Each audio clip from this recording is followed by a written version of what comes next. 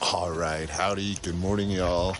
We are here at the San Rafael River, and right behind me here is the little Grand Canyon that we are getting ready to float today. So I am going to take my $169 Costco raft and see if it can actually make it down a full-fledged river. This could go one of two ways. It could be exceptionally awesome. We are going to overnight. It should be really fun. Or it could be one of those things where we're in trouble early on. So stick with us. Let's see if we can get this kayak down this river. What do you say? Not bad. It's a beautiful morning out here. I'm really, really excited. I mean, just look at this place. Insane, right? Good morning. All right, y'all. So we are doing it. Floating this river on a $169 kayak raft from Costco, hoping that we'll survive. So already hit a tree. Hopefully I don't do that again. Check in with you in a few. Got some rapids coming up. Not a bad day. Today is a very good day. Very good day.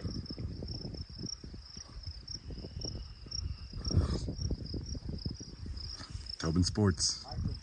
Holding up, baby. Yeah. Hell if I know. Way to see the desert for sure, huh?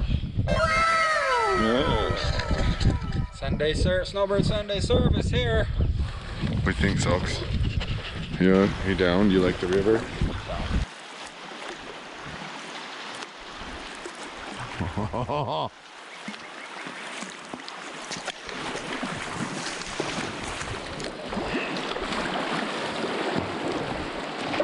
Yeah.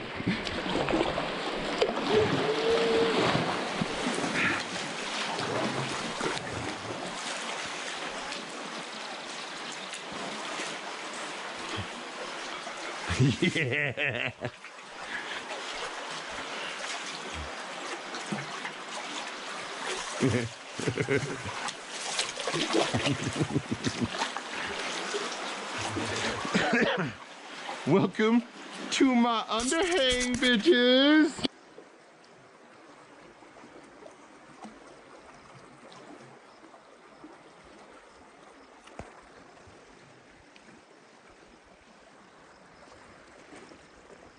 Yeah, buddy.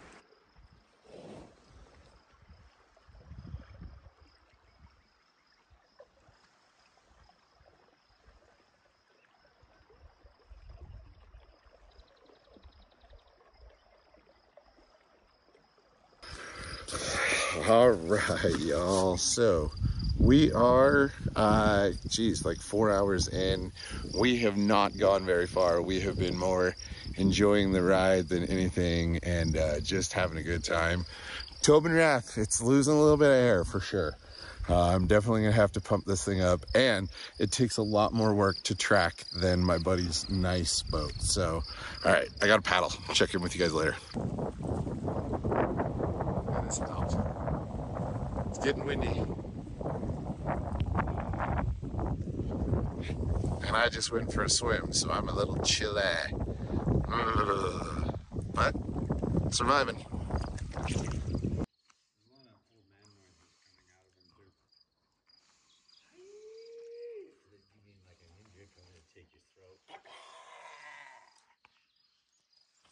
They're gonna have to release the camp shack little hold you have and share some photos since fucking Sunday service.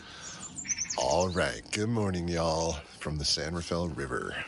We pulled off last night at about 5:30, set up camp, had a really pleasant night until things got a little crazy, but you know, that's what happens when you're on river trips sometimes. But Tobin raft, doing good. One thing I did notice yesterday is you definitely have to keep this thing inflated. It loses air as you float, and it gets harder to control, especially in something like a river like this. So just make sure that you're keeping an eye on it and you're keeping it inflated. So when you stop and take a break, pump up your boat. But overall, yesterday, it handled everything we threw at it. This river is incredible, and just a really fun way to see the desert. And I'm really stoked to see what this canyon behind us has in store for us today. So, all right, guys, here we are, day 2 on the river. Tobin Sports Costco raft. It's holding up so far. We've had a good time. definitely interesting, but this place is just spectacular. This is definitely a great way to see the desert. I mean, look at that. It is epic out here. Just flown along. I think we have like, what, 9 miles today? It's 10, I think 8 and then 10. 10 miles today, so. Ish, you know, ish. Back to the car. All right, I'll show you guys some beautiful scenery as we float this thing. I came from the mud, there's dirt on my hands. Strong like a tree, there's roots where I stand. Oh, I've been running from the law. Hope they won't shoot me down soon.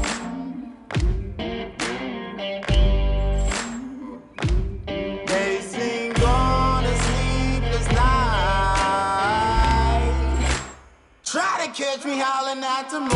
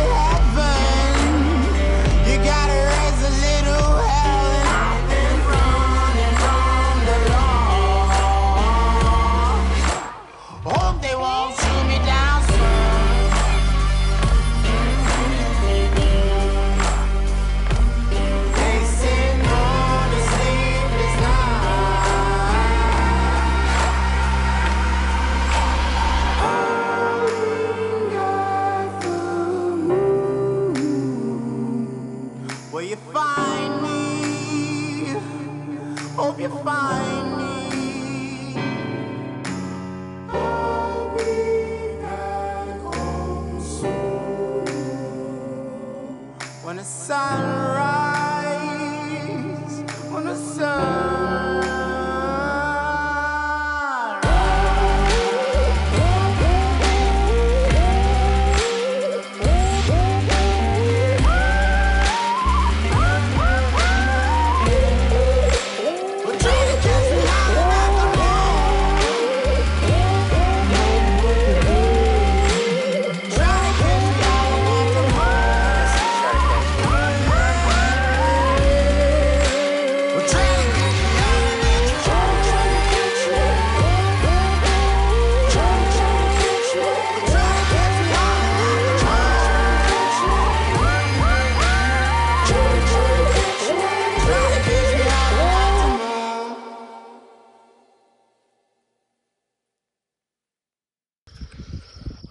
All right, y'all. So we have been on the river for about 3 hours now, getting closer to the bridge and just enjoying a nice little soft float. Had one rapid though. It was pretty serious. It wasn't. It was really great, actually. It was a lot of fun. This place is epic. Check this out.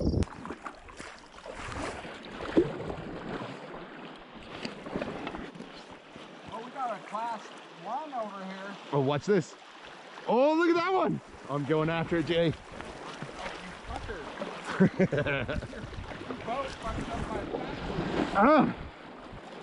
Yeah, baby. Woo!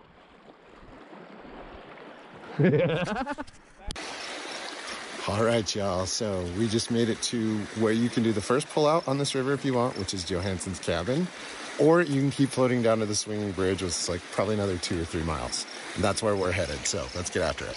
All right, y'all. As you can see, I am in my basement, not on the river. We had a few events, one happening right at the pullout, And I did not think it was the appropriate time to look at my buddies and say, hey, I need an extra half an hour while we sit here and I film a closing for my video. So I just decided to throw Smurfette. Yep, that's what I decided to name this big blue beast. It's got to be female, and she's blue. So Smurfette it is. We wrapped it up and we headed out of there. We lost 2 iPhones on the river. It was a struggle for sure. Just remember, if you go float a river, the river doesn't care about you. It doesn't care about your things. It just cares about getting down. So secure everything, zip pockets, make sure you have stuff taken care of. Otherwise, the river can get ugly real fast. But let's get into this. So, should you take the Tobin Sports Raft down a river that is not a super chill, easy river to float? Probably not. Again, we floated the San Rafael River Gorge. This is through the Little Grand Canyon. This river only flows for about 3 weeks of the year where you have enough water volume in it. So it's not a big wide open river where you can make lots of choices. There's places where you just kind of have to fight the current, get in it and go. And this thing did great. You know, overall, I will take this again. This is going on some further river trips this summer for sure. I think it does a really good job. It has a few kinks and a few flaws though, and let's get into what I really loved about this boat. First of all, this boat handled all the weight that I needed it to. It handled it, it took all of my camping gear, I brought way too much stuff, and it handled it. The other thing is that it is super duper duper comfortable. I had no place at all where I was like, oh, I don't know if I, you know, I could lean back in my seat, I could lean forward. And again, it was just me in here, so I had all the room I needed. But it really was very comfortable. Another pro for this thing, it was $169. I don't think it's that at Costco anymore, if it's even there still. But I bought this boat for $169. That's less than a good actual whitewater paddle. And it handled everything that I threw at it. You get a bag that it all fits in. You get a pump. You get 2 paddles. We're gonna talk about these. This was my nemesis on this trip. You get a mesh bag that you can hook to your boat and throw everything in. You also get 2 very comfortable high back seats that have inflatable bottoms so that it keeps you off of the water. It's got a zipper rear pocket, and everything does roll up and fit very nicely in this bag.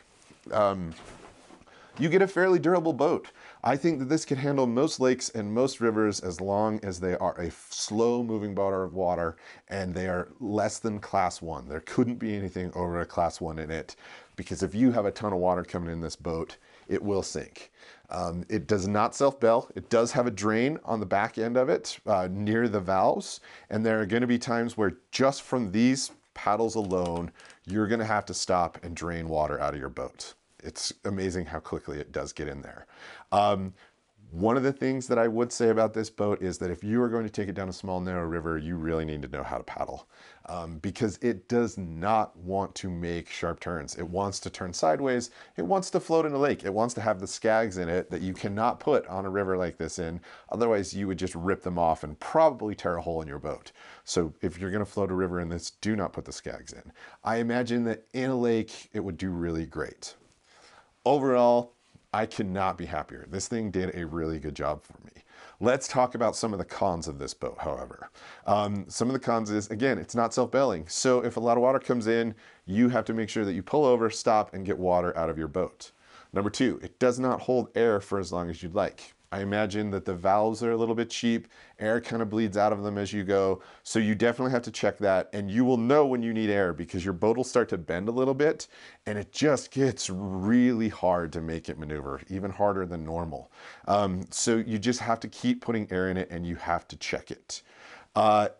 It should not be rammed into sharp sticks or rocks. We had a buddy on this river who had a nice Tomcat PVC welded, super nice boat. It's designed to be on up to class 3, class 4 rapid rivers, self-bailing, and it tracked so much better. And he was just able to kind of go sideways, float around, bump into things, and have no worries. This boat is not that. It basically has a really cheap plastic, similar to what you'd find in like a pool toy underneath this wrap. And this wrap does do a lot of good things, but if you get something that goes through it, this boat is going to puncture and The patch kits that they send with you are not the most awesome. It's basically 3 little squares. So if it's a big hole, you're going to be in trouble. So you just have to be much more careful. For an example, there was one point in this boat where I actually got caught in a little bit of a tree strainer. We were coming around a bend. I could not get this back end to follow through. I was paddling as hard as I could. I was sitting up. I was doing everything I needed to. And it just kind of got sucked into the tree strainer. And instead of leaning into it, because there were big sharp branches and things, I leaned forward and came out of the boat. And as I did that, the boat started to tip and take on water. I had to get it around the tree very quickly. And I thought for sure it was going to pop. Because if this boat had sank right there, it would have been the most miserable hour trying to get it out of there and hopefully around and patched. And it just would have been gnarly. So you just really have to anticipate that. Again, if I was floating, say, the Green River, a much wider Class 1, I don't think I'd have the same amount of problems. This river that we were floating had very narrow spaces where you really had to get on it to stay out of the current and to stay out of the undercuts of the rocks that were in this canyon. So something you have to know.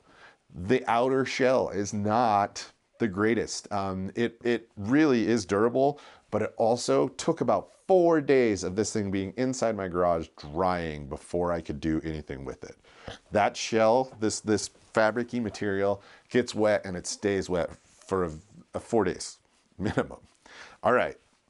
Now, let's talk about the absolute weakest point of this boat and what I would recommend that if you buy this boat, it's awesome. I mean, you get your pump, you get everything. It's so cool. And it's fun to be able to have a boat that anytime I go camping and there's a lake or something, I know I can throw this in. Do not take it in anything above a slow-moving river or Class 1 at the max. I'm telling you, you will end up in big, big trouble. But this is the weakest point of this boat. These cheap aluminum paddles were awful. First of all, can you hear how much it's already moving? The plastics were coming off, everything was melting, everything was moving. This was by far the weakest point. Can you hear that? I mean, it feels like it's gonna snap off. So if you buy this boat and you saved all that money, go out and get a decent paddle. Go to Walmart and get a better paddle than this, because this thing was garbage. Every time you take a stroke, due to these gigantic grooves in the actual paddle, you would raise up your paddle and it would just pour water down. Splash guards did nothing. It would just drip all over you. And believe it or not, it put as much water in my boat almost as my tipping point. So you do have to stop and drain water if you're gonna use this. The other thing that was horrible about these is that this paddle is so flimsy. It just bends. So there were points where I was trying to get out of trouble or I was trying to really make my boat move and I could look down in the water and see my paddle bending the opposite direction. So not even cutting me through where I needed to. So this is gonna be the first thing that I get rid of. Once I get rid of this, I am gonna take this back out and see how it does. I have a few other rivers planned for this boat. I'm gonna take it to a bunch of different lakes, but I am getting rid of this garbage paddle and we're gonna see how much of a difference it makes to not paddle with this, because it really did. It was bad. It was really hard. But again, I think overall this thing did everything I needed to. It absolutely survived. It handled it better than I was anticipating. I mean, truly, honestly, it handled it very, very well. And I am really stoked with the Tobin Sports Raft Smurfette. I will be using it a lot. I just won't be using it with this. Make sure you always have your pump with you when you take this boat anywhere, and realize it's going to take a really long time to dry and drain, and just be prepared for that, so that if you do take it out, roll it out, blow it up, let it sit in your garage. Don't dry it in direct sunlight if you can, and enjoy this thing. $169, folks. And it floated a fairly serious river at the highest peak in the water of the San Rafael swell. At the end of this video here, I'll put a couple clips in of just what it was like to kind of time warp through the canyon, and you guys can see how cool it actually was. But overall, highly recommend if you want to pick up a fun boat, if you want to have a great boat to like take your dog paddling on a lake, or you could put 2 kids in this, no problem. It's got a 400-pound weight capacity. You and your partner, whoever that might be, could easily get in this thing and go paddle around. Just don't take it on anything too serious, and really go and take the American canoeing course if you want to learn how to paddle a little bit more. Watch some videos, understand the difference between the close stroke and the far stroke to get things to turn, because you're going to have to know how to do this in a river. On a lake, go out, have fun. That's the best place I can recommend that you go out and paddle this thing, because you'll really learn a lot about it. Put the skags in, take the skags out, do it in lots of different ways, and practice before you go get in a river. But you know, overall, y'all, this was a super fun trip. We had a great time. We had a lot of blow-ups. Like I said, rivers are never forgiving. If you make a mistake, they're going to make you pay for it. So, you know, just overall, great time, great rafts. Smurfette did awesome. I really hope you enjoyed this series. We're gonna get back to some other stuff, and I'm actually gonna show you in the next video all the gear that I took on this trip. So stay tuned for that next week. I appreciate everybody that's been stopping by, all the comments. My channel is growing. You all are a wonderful community, and I'm just stoked to have you involved. And again, thank you so much for watching. If you did enjoy this, please go down and hit the like button. If you're feeling super duper generous, subscribe. Otherwise, I will see you all in the next video, my friends. Yeah, Tobin Sports did good. I mean, you know, it's not a $2,000 riverboat, but it did great as far as I'm concerned. What again, Tobin Sports?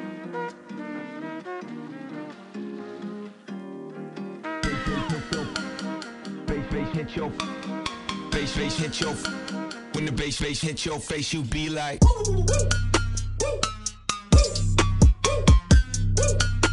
when the bass hit your face, you be like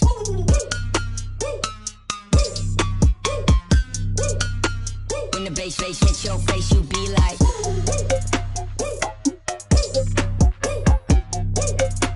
when the bass hit your face, you be like